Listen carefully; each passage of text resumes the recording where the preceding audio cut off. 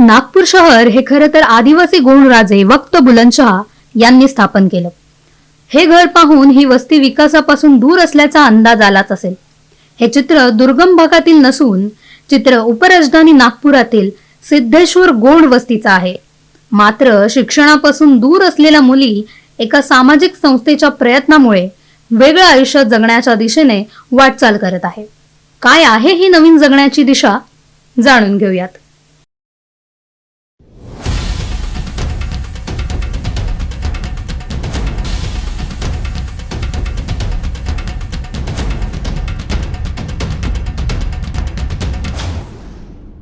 शैक्षणिक आणि आर्थिक विकासापासून दूर असले तरी मैदानावर क्रिकेट खेळण्यासाठी लागणारी कसब मुलींच्या अंगात भिनलेली आहे.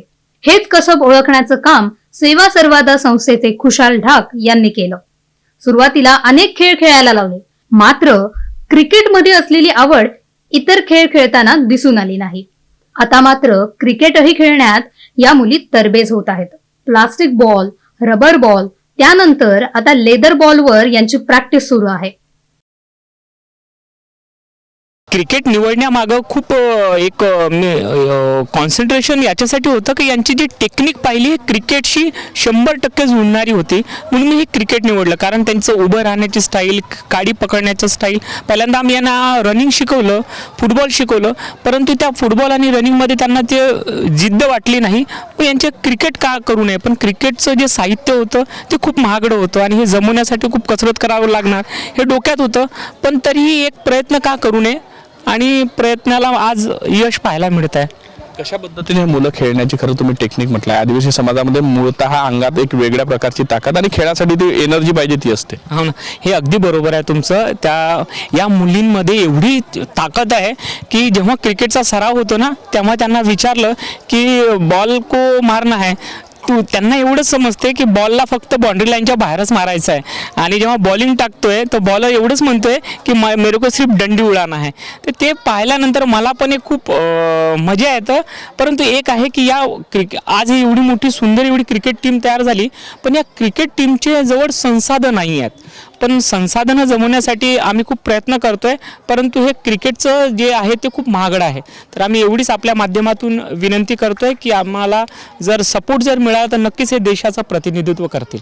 खरं तर क्रिकेट हा महागडा खेळ समजला जातो, मात्र अंगात असणारी ताकद या मुलींमध्ये दिसून आली आणि खुशाल ढाक यांनी क्रिकेट साहित्य जुळवण्यासाठी तडजोड सुरू केली.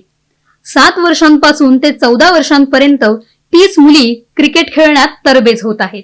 लहान मुलींच्या अंगातील ताकद पाहताना बॉलरला केवळ स्टंपच्या दांड्या दिसतात, तेच बॅट्समनला बाउंड्री बाहेर बॉल कसा जाईल एवढंच दिसतं. त्यामुळे मुली अर्जुनाच्या भूमिकेत, तेच खुशाल ढाक द्रोणाचार्याच्या भूमिकेत काम करत आहेत. या अर्जुनाने शोधलेल्या VCच्या सदस्यत्वाकडून ह्या मुलींचं कौतुक केल्याचं ते खुशाल सांगतात. शाळा बाह्य राहू नये म्हणून रात्रीच्या शाळेच्या माध्यमातून शिक्षणाचे धडे दिले जात आहेत. त्यांना कृती करून त्या शिकवण्याचा प्रयत्न सुरू आहे. सुरुवातीला या मुलींना शिकवणं कठीण होईल असं वाटलं होतं, मात्र त्यांना फक्त जिंकण्याचं माहित आहे अशा पद्धतीने त्या खेळतात. माझं नाव अंजली कृष्ण आगासे.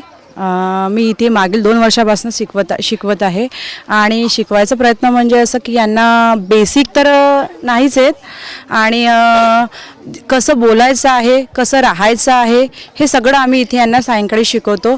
आणि जापानीज भाषा ही आधी आम्हाला सर एक्सेल शीटमध्ये सगळं रेडी करून देतात. त्यानंतर मी माझा अभ्यास करते घरी आणि सायंकाळी मग यांना शिकवते. आणि आम्ही यांची शिकवण्याची पद्धत आम्ही त्यांना खूप क्रिएटिव्ह वेनी शिकवतो.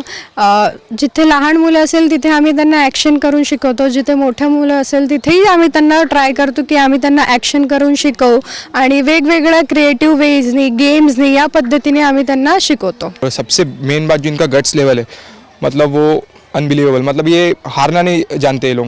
मतलब जो छोटी बच्ची है, जैसे इसने विकेट लिया, राधा है, राधा ने जैसे मैच लिए थे हम लोगों ने, तो उसने अकेले पूरी मैच 45 रन्स मार के जिताई थी. तो मुझे चैलेंजिंग पहले लग रहा था, लेकिन जब मैं यहाँ पे आया, जब इनके करीब आया तो मुझे लगा ये बाकी लोगों से तो ज़्यादा ही आसान है, क्योंकि ये इनकी मेहनत है. ये कोच का कुछ नहीं, इसमें जो इनकी मेहनत है, इनका जो जिद्दीपना है, वो इनको बहुत आगे लेके जाएंगे, मुझे ऐसा लगता है. सध्या मुली सकाळी आणि संध्याकाळी अशा दोन्ही वेळात क्रिकेटचा सराव करतात. काहींना तर विराट कोहली सारखे खेळायचं आहे. याच मुलींमधल्या राधाला वस्तीतून बाहेर पडायचं आहे. भारतीय महिला क्रिकेट संघात खेळायचं आहे. हे चित्र बदलायची जिद्द, तिच्या मनात कठोर मेहनत करायची तयारी असल्याचं राधा बोलून दाखवते. मेरा नाम है राधा. मेरे को बैटिंग करना बहुत ही अच्छा लगता है और क्या लगता है भविष्य में तुम भारत के लिए खेलोगे ऐसा लगता है? हो, क्या लगता है? हमको लगता है कि हम भी इंडिया की टीम से खेलना चाहते हैं. हमको भी इधर से बाहर निकल के कुछ खेलना चाहते हैं. हम भी उसके लिए मेहनत कितना करना पड़ेगा उतना मेहनत करेंगे. अभी बहुत ही मेहनत करते हैं.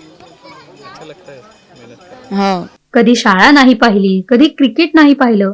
खुशाल यांच्यामुळे आमच्या मुलांचे आयुष्य बदलत असल्याचं पालक सांगतात. खुशाल धाक नसते तर आमच्या पिढ्या अशिक्षित होत्या तशाच अशिक्षित राहिल्या असत्या. मात्र क्रिकेट खेळून त्यांचं आयुष्य बदलेल हा आशावाद पालकांमध्ये दिसून येत आहे. अभी आया खुशहाल सर, तो बच्चे का जिंदगी बना रहा सर. हमारा पढ़ाई वढ़ाई का भी थोड़ा बच्चे लोग पढ़ रहे सर, नहीं तो कुछ नहीं पढ़े सर. मैं खुद नहीं पढ़ा हूँ सर, मेरा बाप खानदान मेरा माँ बाप भी कुछ नहीं पढ़े सर. बच्चे बस खुशहाल सर पढ़ा रहे सर. बहुत सर क्रिकेट में भी सर अच्छा पढ़ा रहे सर. जब ये नहीं पढ़ाते तो बच्चे क्या करते थे? बस सर वही से अनपढ़ रहते थे सर. कुछ ना कुछ आजकल तो पढ़ाते कुछ नहीं सर, जाते हैं तो गुरुजी तो एक पहला क्लास नहीं पढ़ा है, 8वीं 7वीं को देते हैं सर. तब क्या बोलेंगे सर? अब सर है तो इतना दिमाग आ गया सर. अब लगता है बच्चों का भविष्य बच्चे का तो मेन है सर, बहुत सा बनने. हमारा तो गया सर, जिंदगी बच्चे का बन जाएगा तो हमारा वही है सर, बाकी कुछ नहीं बाबूजी. या मुलींमध्ये क्रिकेटर होण्याचे गुण आहेत, मात्र क्रिकेट खेळण्यासाठी लागणारा खर्च पेलवण्यासाठी आर्थिक क्षमता नाही. त्यामुळे त्यांना एकदा का राजश्री मिळाला तर उद्या ते भविष्यात महिला क्रिकेट संघामध्ये खेळतील हा आशावाद ठेवून या मुलींवर खुशाल धाक सध्या अहोरात्र परिश्रम घेत आहेत. देश विदेशातील प्रत्येक घडामोडींचे लाईव्ह अपडेट मिळवण्यासाठी आता साम टीव्हीच्या सर्व सोशल मीडिया प्लॅटफॉर्मला लाईक, फॉलो आणि सबस्क्राईब करा. तसंच सर्व नोटिफिकेशनसाठी बेल आयकॉन प्रेस करायला विसरू नका.